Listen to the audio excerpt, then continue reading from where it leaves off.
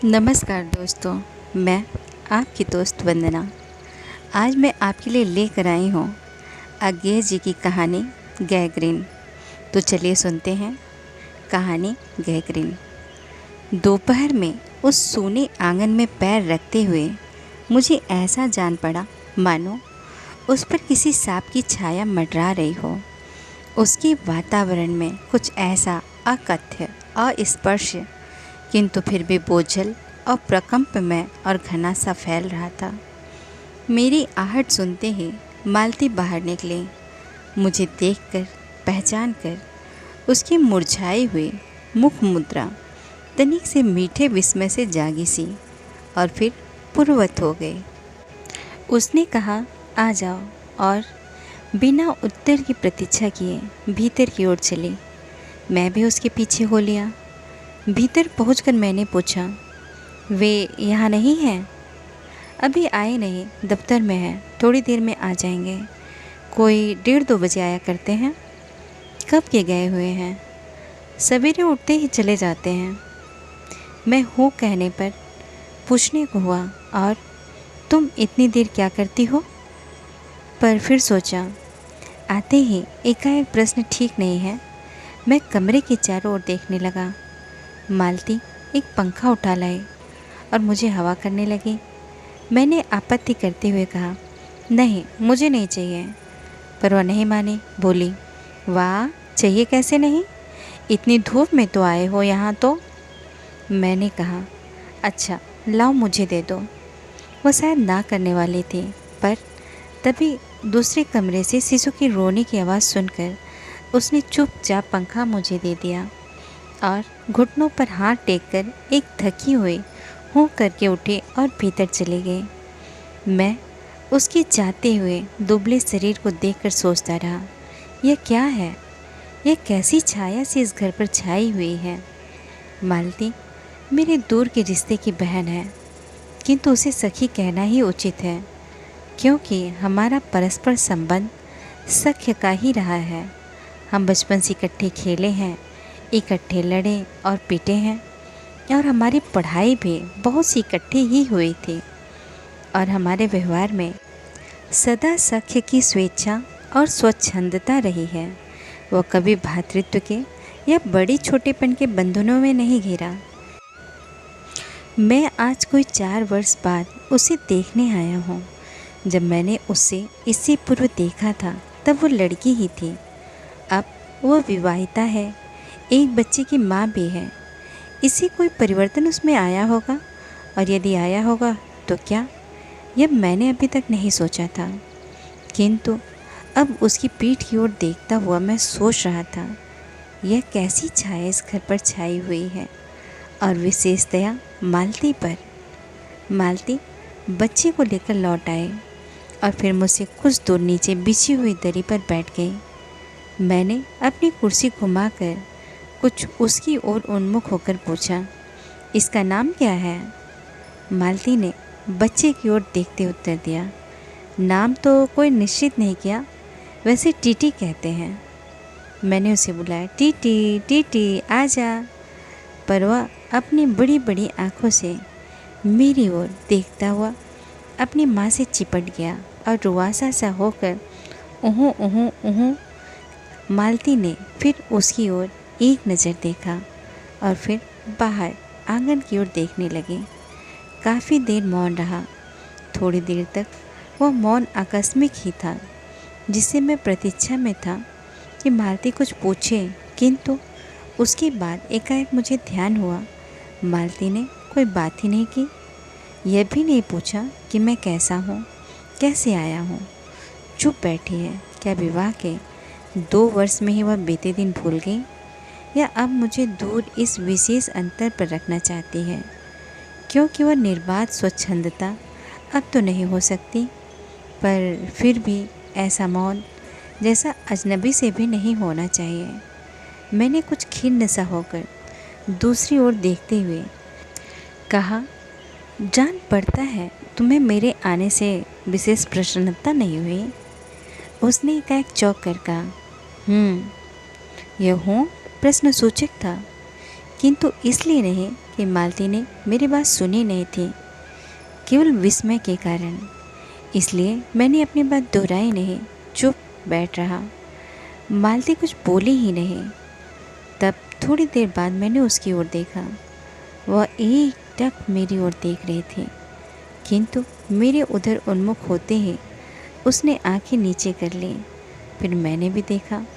उन आँखों में कुछ विचित्र सा भाव था, मानो मालती के भीतर कहीं कुछ चेष्टा कर रहा हो, किसी बीती हुई बात को याद करने की, किसी बिखरे हुए वायुमंडल को पुनः जगाकर गतिमान करने की, किसी टूटे हुए व्यवहार तंत्र को पुनर्जीवित करने की और चेष्टा में सफल न हो रहा हो। वैसे जैसे देर से प्रयोग में न लाए हुए अंक को व्यक्ति एकाएक उठाने लगे और पाए कि उठता ही नहीं है, चिर विस्मित में मानो मर गया है। उतनी क्षीण बल से, यद्यपि वह सारा प्राप्य बल है, उठ नहीं सकता। मुझे ऐसा जान पड़ा मानो किसी जीवित प्राणी के गले में किसी मृत जंतु का तोक डाल दिया गया हो। वह उसे उतार कर फेंकना चाहे पर उतार न पाए। तभी किसी ने किवाड़ खटखटाया। मैंने मालती की ओर देखा पर वह हिली नहीं। जब किवाड़ दूसरी बार खटखटाए गए तब वह शिशु को अलग करके उठी और किवाड़ खोलने गए। वे यानी मालती के पति आए। मैंने उन्हें पहली बार देखा था, यद्यपि फ़ोटो से उन्हें पहचानता था। परिचय हुआ। मालती खाना तैयार करने आंगन में चली गई और हम दोनों भीतर बैठकर बातचीत करने लगे। उनकी नौकरी के बारे में, उनके जीवन के बारे में, उस स्थान के बारे में और ऐसे अन्य विषयों के बारे में जो पहले परिचय पर उठा करते हैं, एक तरह का स्वराज्यात्मक कवच बनकर। मालती के पति का नाम है महेश्वर। वह एक पहाड़ी गांव में सरकारी डिस्पेंसरी के डॉक्टर हैं। उसी हैसियत से इन क्वार्टरों में रहते हैं। प्रातःकाल 7 बजे डिस्पेंसरी चले जाते हैं और 1:30 या 2 बजे लौटते हैं। उसके बाद दोपहर भर छुट्टी रहती है। केवल शाम को 1-2 घंटे फिर चक्कर लगाने के लिए जाते हैं। डिस्पेंसरी के साथ के छोटे से अस्पताल में पड़े हुए रोगियों को देखने और अन्य ज़रूरी हिदायतें करने उनका जीवन भी बिल्कुल एक निर्दिष्ट ढर्रे पर चलता है। नित्य वही काम, उसी प्रकार के मरीज, वही हिदायतें, वही नुस्खे, वही दवाइयाँ। वो स्वयं उकताए हुए हैं और इसलिए साथ ही इस भयंकर गर्मी के कारण वो अपने फुर्सत के समय भी सुस्त रहते हैं। मालती हम दोनों के लिए खाना ले आई। मैंने पूछा, तुम नहीं खाओगी या खा चुकी? महेश्वर बोले कुछ हंसकर, हाँ, वो पीछे खाया करती है। पति 2:30 बजे खाना खाने आते हैं, इसलिए पत्नी 3 बजे तक भूखी बैठी रहेगी। महेश्वर खाना आरंभ करते हुए मेरी ओर देखकर बोले, आपको तो खाने का मज़ा क्या ही आएगा, ऐसे बेवक्त खा रहे हैं। मैंने उत्तर दिया, वाह, देर से खाने पर तो और अच्छा लगता है। भूख बढ़ी हुई होती है, पर शायद मालती बहन को कष्ट होगा। मालती टोक कर बोले, मेरे लिए तो नई बात नहीं है, रोज़ ही ऐसे होता है। मालती बच्चे को गोद में लिए हुए थी। बच्चा रो रहा था पर उसकी ओर कोई भी ध्यान नहीं दे रहा था। मैंने कहा, ये रोता क्यों है? मालती बोले, हो ही गया है चिड़चिड़ा सा, हमेशा ही ऐसा रहता है। फिर बच्चे को डांट कर कहा, चुप कर, जिससे वह और भी रोने लगा। मालती ने भूमि पर बिठा दिया और बोली, अच्छा ले, रो ले, और रोटी लेने आंगन की ओर चली गए। जब हमने भोजन समाप्त किया तब 3 बजने वाले थे। महेश्वर ने बताया कि उन्हें आज जल्दी अस्पताल जाना है। यहाँ 1-2 चिंताजनक केस आए हुए हैं जिनका ऑपरेशन करना पड़ेगा। 2 की शायद टांग काटनी पड़े, गैंग्रीन हो गया है। थोड़ी ही देर में वह चले गए। मालती किवाड़ बंद कराई और मेरे पास बैठने ही लगी थी कि मैंने कहा, अब खाना तो खा लो, मैं उतनी देर टीटी से खेलता हूँ। वह बोली, खा लूँगी, मेरे खाने की कौन बात है, किंतु चली गई। मैं टीटी को हाथ में लेकर झुलाने लगा, जिससे वो कुछ देर के लिए शांत हो गया। दूर शायद अस्पताल में ही 3 खड़के। एकाएक मैं चौंका। मैंने सुना मालती वही आंगन में बैठी अपने आप ही एक लंबी सी थकी हुई सांस के साथ कह रही है, 3 बज गए। मानो बड़ी तपस्या के बाद कोई कार्य संपन्न हो गया हो। थोड़ी ही देर में मालती फिर आ गई। मैंने पूछा, अरे तुम्हारे लिए कुछ बचा भी था? सब कुछ तो बहुत था। हाँ बहुत था। भाजी तो सारी मैं ही खा गया था। वहाँ बचा कुछ होगा? नहीं, यूँ ही रोब तो न जमाओ कि बहुत था, मैंने हंसकर कहा। मालती मानो किसी और विषय की बात कहते हुए बोली, यहाँ सब्जी उब्जी तो कुछ होती ही नहीं। कोई आता जाता है तो नीचे से मंगा लेते हैं। मुझे आए 15 दिन हुए हैं। जो सब्जी साथ लाए थे वही अभी बढ़ती जा रही है। मैंने पूछा, नौकर कोई नहीं है? कोई ठीक मिला नहीं, शायद 1-2 दिन में हो जाए। बर्तन भी तुम ही मांजती हो? और कौन? कहकर मालती क्षण भर आंगन में जाकर लौट आए। मैंने पूछा, कहाँ गई थी? आज पानी ही नहीं है, बर्तन कैसे मजेंगे? क्यों, पानी को क्या हुआ? रोज़ ही होता है, कभी वक्त पर तो आता नहीं। आज शाम को 7 बजे आएगा, तब बर्तन मजेंगे। चलो, तुम्हें 7 बजे तक छुट्टी हुई। कहते हुए मैं मन ही मन सोचने लगा, अब इसे रात के 11 बजे तक काम करना पड़ेगा। छुट्टी क्या खाक हुई? यही उसने कहा। मेरे पास कोई उत्तर न था, पर मेरी सहायता टीटी ने की। एकाएक फिर रोने लगा और मालती के पास जाने की चेष्टा करने लगा। मैंने उसे दे दिया। थोड़ी देर फिर मौन रहा। मैंने जेब से अपनी नोटबुक निकाली और पिछले दिनों के लिखे हुए नोट देखने लगा। तब मालती को याद आया कि उसने मेरे आने का कारण तो पूछा नहीं, और बोले, यहाँ आए कैसे? मैंने कहा ही तो। अच्छा, अब याद आया, तुमसे मिलने आया था, और क्या करने? तो एक दिन रहोगे ना? नहीं, कल चला जाऊंगा, ज़रूरी जाना है। मालती कुछ नहीं बोली, कुछ खिन्न सी हो गई। मैं फिर नोटबुक की तरफ देखने लगा। थोड़ी देर बाद मुझे भी ध्यान हुआ, मैं आया तो हूँ मालती से मिलने, किंतु यहाँ वह बात करने को बैठी है और मैं पढ़ रहा हूँ। पर बात भी क्या की जाए? मुझे ऐसा लग रहा था कि इस घर पर जो छाया घिरी हुई है वह अज्ञात रह कर भी मानो मुझे भी वश में कर रही है। मैं भी वैसा ही नीरस निर्जीव सा हो रहा हूँ, जैसे, हाँ, जैसे यह घर, जैसे मालती। मैंने पूछा, तुम कुछ पढ़ती लिखती नहीं? मैं चारों ओर देखने लगा कि कहीं किताबें दिख पड़े। यहाँ कहकर मालती थोड़ा सा हंस दी। वह हंसी कह रही थी, यहाँ पढ़ने को क्या है? मैंने कहा, अच्छा, मैं वापस जाकर ज़रूर कुछ पुस्तकें भेजूँगा। और वार्तालाप फिर समाप्त हो गया। थोड़ी देर बाद मालती ने फिर पूछा, आए कैसे हो? लारी में? पैदल। इतनी दूर? बड़ी हिम्मत की। आखिर तुमसे मिलने आया हूँ। ऐसे ही आया हो? नहीं, कुली पीछे आ रहा है सामान लेकर। मैंने सोचा बिस्तरा ले ही चलो। अच्छा किया, यहाँ तो बस। कहकर मालती चुप रह गई। फिर बोले, तब तुम थके होगे, लेट जाओ।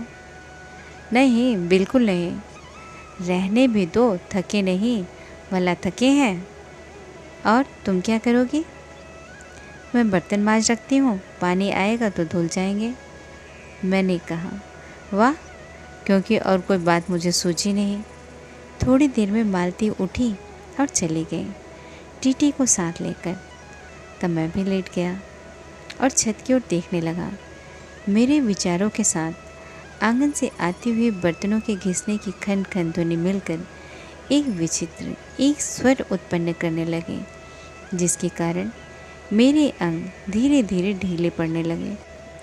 मैं ऊँघने लगा। एकाएक वह एक स्वर टूट गया, मौन हो गया। इसे मेरी तंद्रा भी टूटी। मैं उस मौन में सुनने लगा। 4 खड़क रहे थे और इसी का पहला घंटा सुनकर मालती रुक गई थी। वही 3 बजे वाली बात मैंने फिर देखा, अब की बार उग्र रूप में। मैंने सुना मालती एक बिल्कुल अनैच्छिक, अनुभूतिहीन, नीरस, यंत्रवत, वह भी थकी हुए यंत्र कैसे स्वर में कह रही है, 4 बज गए हैं। मानो इस अनैच्छिक समय को गिनने में ही उसका मशीन तुल्य जीवन बीतता हो। वैसे ही जैसे मोटर का स्पीडोमीटर यंत्रवत फासला नापता जाता है और यंत्रवत विश्रांत स्वर में कहता है, किससे कि मैंने अपने अमित शून्य पथ का इतना अंश तय कर लिया। न जाने कब मुझे नींद आ गई। तब 6 कभी के बज चुके थे जब किसी के आने की आहट से मेरी नींद खुली और मैंने देखा कि महेश्वर लौट आए हैं और उनके साथ ही बिस्तर लिए मेरा कुले। मैं मुंह धोने को पानी मांगने को ही था कि मुझे याद आया, पानी नहीं होगा। मैंने हाथों से मुंह पोंछते पोंछते महेश्वर से पूछा, आपने बड़ी देर कर दी। उन्होंने किंचित ग्लानि भरे स्वर में कहा, हाँ, आज वो गैंग्रीन का ऑपरेशन करना ही पड़ा। एक कराया हूँ, दूसरे को एम्बुलेंस में बड़े अस्पताल भिजवा दिया है। मैंने पूछा, गैंग्रीन कैसे हो गया? एक कांटा चुभा था, उसी से हो गया। बड़े लापरवाह लोग होते हैं यहाँ के। मैंने पूछा, यहाँ आपको केस अच्छे मिल जाते हैं? आय के लिहाज से नहीं, डॉक्टरी के अभ्यास के लिए? बोले, हाँ, मिल ही जाते हैं। यही गैंग्रीन हर दूसरे चौथे दिन एक केस आ जाता है, नीचे बड़े अस्पतालों में भी। मालती आंगन से ही सुन रही थी। अब आगे बोली, हाँ, केस बनाते देर क्या लगती है? कांटा चुभा था, इस पर टांग काटनी पड़े। यह भी कोई डॉक्टरी है? हर दूसरे दिन किसी की टांग किसी की बाह काट आते हैं। इसी का नाम है अच्छा अभ्यास।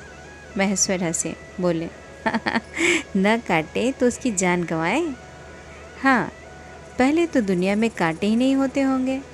आज तक तो सुना नहीं था कि कांटों के चुभने से मर जाते हैं। महेश्वर ने उत्तर नहीं दिया, मुस्कुरा दिए। मालती मेरी ओर देखकर बोली, ऐसे ही होते हैं डॉक्टर। सरकारी अस्पताल है, क्या परवाह। मैं तो रोज़ ऐसी ही बातें सुनती हूँ। अब कोई मर मुर जाए तो ख्याल ही नहीं होता। पहले तो रात रात भर नींद ही नहीं आया करती थी। तभी आंगन में खुले हुए नल ने कहा, टिप टिप टिप टिप टिप। मालती ने कहा, पानी, और उठकर चली गई। खनखनाहट से हमने जाना बर्तन धोए जाने लगे हैं। टीटी महेश्वर की टांगों के सहारे खड़ा मेरी ओर देख रहा था। अब एकाएक उन्हें छोड़कर मालती की ओर खिसकता हुआ चला। महेश्वर ने कहा, उधर मत जा, और उसे गोद में उठा लिया। वह मचलने और चिल्ला चिल्ला कर रोने लगा। महेश्वर बोले, अब रो रो कर सो जाएगा, तभी घर में चैन होगी। मैंने पूछा, आप लोग भीतर ही सोते हैं? गर्मी तो बहुत है। होने को तो मच्छर भी बहुत है, पर ये लोहे के पलंग उठाकर बाहर कौन ले जाए? अब के नीचे जाएंगे तो चारपाइयाँ ले आएंगे। फिर कुछ रुक कर बोले, आज तो बाहर ही सोएंगे, आपके आने का इतना लाभ ही होगा। टीटी अभी तक रोता ही जा रहा था। महेश्वर ने उसे एक पलंग पर बिठा दिया और पलंग बाहर खींचने लगे। मैंने कहा, मैं मदद करता हूँ, और दूसरी ओर से पलंग उठाकर निकलवाते हैं। अब हम तीनों, महेश्वर, टीटी और मैं, 2 पलंगों पर बैठ गए और वार्तालाप के लिए उपयुक्त विषय न पाकर उस कमी को छुपाने के लिए टीटी से खेलने लगे। बाहर आकर वह कुछ चुप हो गया था, किंतु बीच बीच में जैसे एकाएक कोई भूला हुआ कर्तव्य याद करके रो उठता था और फिर एकदम चुप हो जाता था। और कभी कभी हम हंस पड़ते थे या महेश्वर उसके बारे में कुछ बात कह देते थे। मालती बर्तन धो चुकी थी। जब वो उन्हें लेकर आंगन के एक ओर रसोई के छप्पर की ओर चली, तब महेश्वर ने कहा, थोड़े से आम लाया हूँ, वह भी धो लेना। कहाँ है? अंगीठी पर रखे हैं, कागज़ में लिपटे हुए हैं। मालती ने भीतर जाकर आम उठाया और अपने आंचल में डाले हैं। जिस कागज़ में वे लिपटे हुए थे वह किसी पुराने अखबार का टुकड़ा था।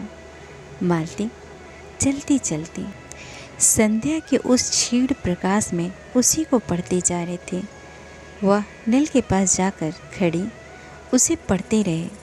जब दोनों ओर पढ़ चुकी तब एक लंबी सांस लेकर उसे फेंक कर आम धोने लगी।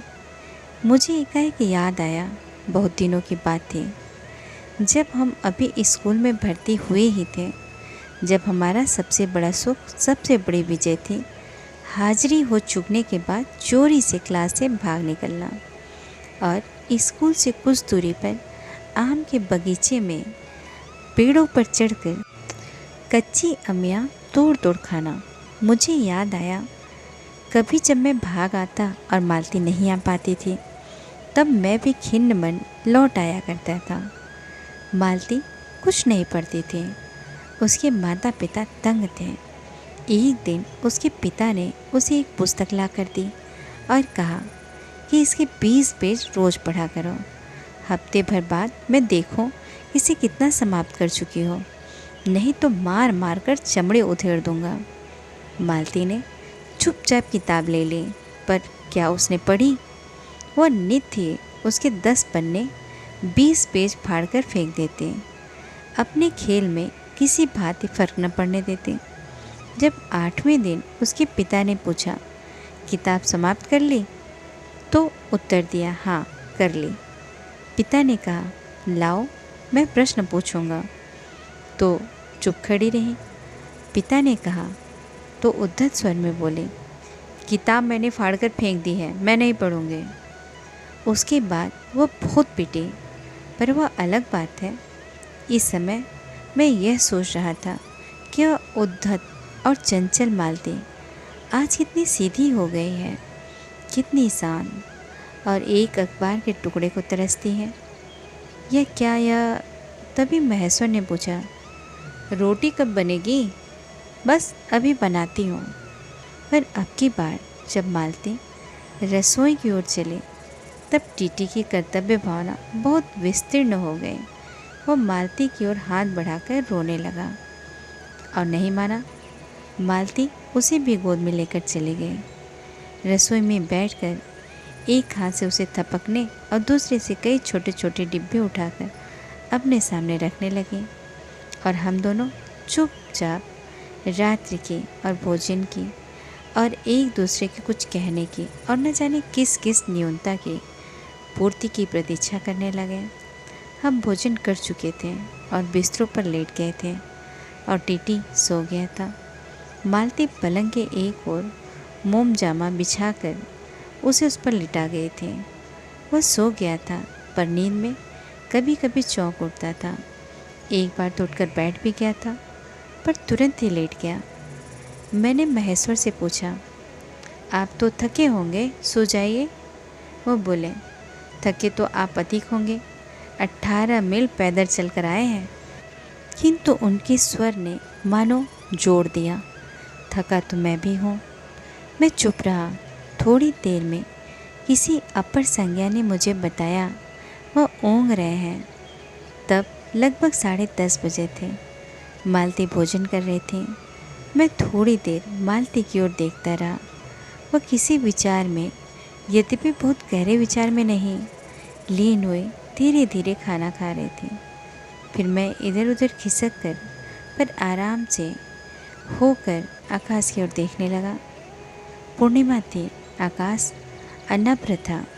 मैंने देखा उस सरकारी क्वार्टर के दिन में अत्यंत शुष्क और नीरस लगने वाले स्लेट की छत पे चांदनी में चमक रही थी।